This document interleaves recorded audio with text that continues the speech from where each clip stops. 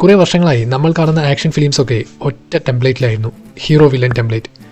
നന്മ ചെയ്യുന്ന നായകൻ, തിന്മ ചെയ്യുന്ന വില്ലൻ. എന്നാൽ മെയിൽ ഈഗോ സിനിമകളുടെ വരവോടെ ഈ ഒരു ടെംപ്ലേറ്റിന് മാറ്റമുണ്ടായി. ആരാണ് ശരിക്കും വില്ലൻ, ആരാണ് ശരിക്കും നായകൻ എന്നൊക്കെ തീരുമാനിക്കാൻ വലിയ ബുദ്ധിമുട്ടായി മാറി. പക്ഷെ ഹീറോ ആരാ, വില്ലൻ ആരാ എന്നൊക്കെ തീരുമാനിക്കേണ്ടത് നമ്മൾ ഓഡിയൻസ് തന്നെയാണ്. അത്തരത്തിൽ മലയാളത്തിൽ റീസെൻറ്റ് ടൈംസിൽ വന്ന മികച്ച 10 മെയിൽ ഈഗോ സിനിമകളെക്കുറിച്ചാണ് നമ്മുടെ ഇന്നത്തെ വീഡിയോ. എല്ലാവർക്കും സിപിഷൻ്റെ മറ്റൊരു വീഡിയോയിലേക്ക് സ്വാഗതം.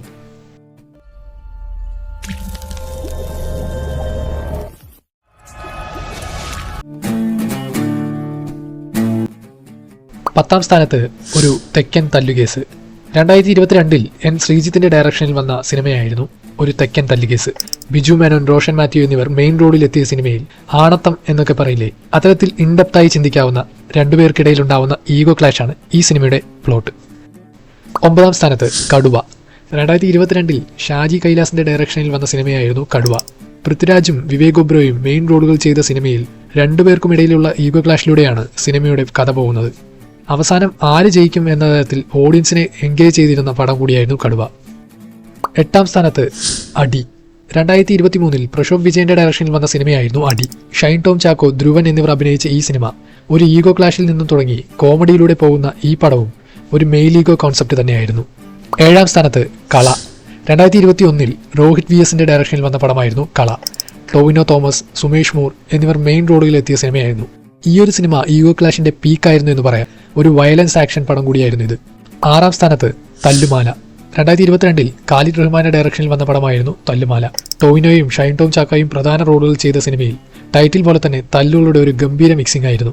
ഇപ്പറഞ്ഞ ഈഗോ ക്ലാഷും കൂടിയാവുമ്പോൾ കാണുന്ന ഓഡിയൻസിന് ഒരു വൈബ് കൂടി കിട്ടിക്കാണും. അത്തരത്തിലുള്ള ഒരു മേക്കിംഗ് ആയിരുന്നു ഈ പടത്തിൻ്റെത്. 5ാം സ്ഥാനത്ത് പൊന്മാൻ. 2025 ജ്യോതി ശങ്കറിന്റെ ഡയറക്ഷനിൽ വന്ന സിനിമയായിരുന്നു പൊന്മാൻ. ബേസിൽ ജോസഫ്, സജിൻ ഗോപു എന്നിവർ മെയിൻ റോളുകളിൽ എത്തിയ സിനിമ തുടങ്ങുന്നത് ഒരു മാരേജുമായി ബന്ധപ്പെട്ടാണെങ്കിലും പിന്നീട് ഈഗോ ക്ലാഷിലൂടെ അവസാനിക്കുന്നതുമായ ഒരു സിനിമയായിരുന്നു. രണ്ടുപേരും വേറെ ലെവൽ പെർഫോമൻസ് ആയിരുന്നു. 4ാം സ്ഥാനത്ത് ഇഷ്ക്. 2019 അനുരാജ് മനോഹറിന്റെ ഡയറക്ഷനിൽ വന്ന പടമായിരുന്നു ഇഷ്ക്. ഷെയ്ൻ നിഗം, ഷൈൻ ടോം ചാക്കോ എന്നിവർ ലീഡ് റോളുകൾ ചെയ്ത സിനിമ അതിഗംഭീരമായ ഈഗോ ക്ലാഷിലൂടെ എൻഗേജിംഗ് ആയ ഒന്നായിരുന്നു. ലവ് സ്റ്റോറിയിലൂടെ ഈഗോ ക്ലാഷ് കൊണ്ടുവന്നിരുന്ന സിനിമ കൂടിയായിരുന്നു ഇത്. 3ാം സ്ഥാനത്ത് ഡ്രൈവിംഗ് ലൈസൻസ്. 2019 ജീൻ പോൾ ലാലിന്റെ ഡയറക്ഷനിൽ വന്ന പടമായിരുന്നു ഡ്രൈവിംഗ് ലൈസൻസ്. പൃഥ്വിരാജും സുരാജ് വെഞ്ഞാറമൂടും പ്രധാന വേഷങ്ങളിൽ എത്തിയ സിനിമയിലുടനീളം ഈഗോ ക്ലാഷിന്റെ പലതരം പീക്കുകൾ നമ്മൾ കണ്ടു. ഒന്നിനൊന്ന് മെച്ചമായിരുന്നു രണ്ടുപേരുടെയും പെർഫോമൻസ്. 2ാം സ്ഥാനത്ത് അയ്യപ്പനും കോശിയും. 2020 സച്ചി സാറിന്റെ ഡയറക്ഷനിൽ വന്ന സിനിമയായിരുന്നു അയ്യപ്പനും കോശിയും. പൃഥ്വിരാജും ബിജു മേനനും ഒന്നിച്ചഭിനയിച്ച ഒരു അടിപൊളി പടം.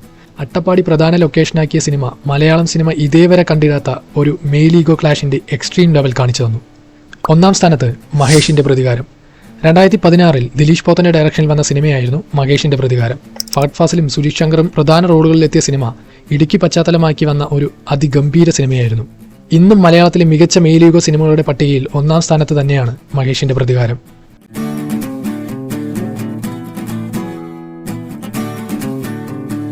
ഇപ്പറഞ്ഞ ലിസ്റ്റ് നോക്കുമ്പോൾ മെയിൽ ഈഗോ ക്ലാഷുകൾ പലപ്പോഴും പണത്തിനും പെണ്ണിനും പദവിക്കും അധികാരത്തിനും പുറമെ ദേഷ്യമെന്ന വലിയ ഹ്യൂമൻ എമോഷനെ ബേസ് ചെയ്തുള്ളവയാണ്. ഇപ്പറഞ്ഞ ലിസ്റ്റിലെ റാങ്കുകളിൽ തെറ്റുണ്ടെങ്കിൽ കമന്റ് ചെയ്യുക. അതുപോലെ തന്നെ ലിസ്റ്റിൽ ഉൾപ്പെടുത്താവുന്ന നിങ്ങൾക്കറിയാവുന്ന മെയിൽ ഈഗോ സിനിമകൾ ഏതെന്നുകൂടി കമന്റ് ചെയ്യുക. വീഡിയോ ഇഷ്ടപ്പെട്ടാൽ ലൈക്ക് ചെയ്യുക. ഈ ചാനലിലെ മറ്റു വീഡിയോകളായ ഡ്യൂഡ് മൂവി റോസ്റ്റ്, എന്തുകൊണ്ട് re release, the race of Basil Joseph, Malayalam movie mistakes എന്നീ വീഡിയോയുടെ ലിങ്ക് താഴെ ഡിസ്ക്രിപ്ഷനിൽ കൊടുക്കാം. ഒന്ന് കണ്ടു നോക്കൂ. അപ്പോൾ മറ്റൊരു പുതിയ വീഡിയോയുമായി വീണ്ടും കാണാം. ബൈ.